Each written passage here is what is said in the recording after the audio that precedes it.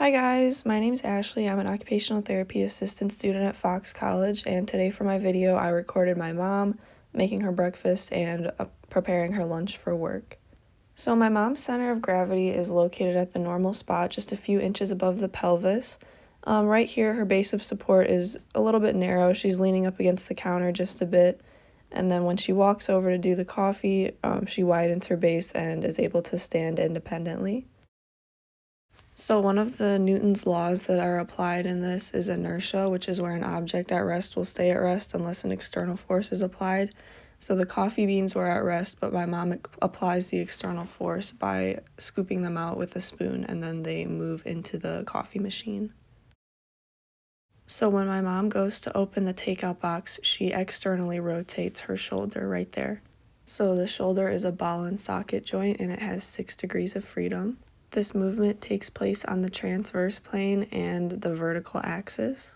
I would say that the measurement of range of motion was probably 20 degrees, and manual muscle strength would be a 5 since she's moving against gravity and opening a box. So an element of friction in this video is going to be in the next clip. It's my mom. She's wearing slippers while she's walking against the floor. They have grooves in the bottom, so it makes it a little bit more difficult for her to walk. So an example of a simple machine would be the scissors that she's using here. The wedges pivot around that center point, which is the fulcrum, and the handles that she uses are levers.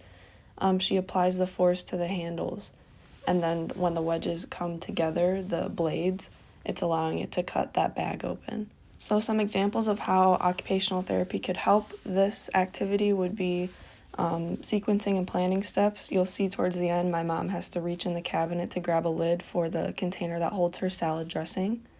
If a client had difficulty moving against gravity, it would be very difficult to complete a lot of these tasks, considering that our cabinets are higher up, and previously, before I started recording, my mom had to reach up and grab some stuff from the cabinets in order to go about her morning routine. So actual physical rehab and working on strength and movement against gravity could help.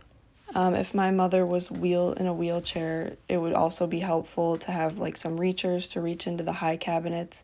Also, as you can see below the countertop, there are some lower cabinets, so that would help. That's just some home modifications that I could make if need be.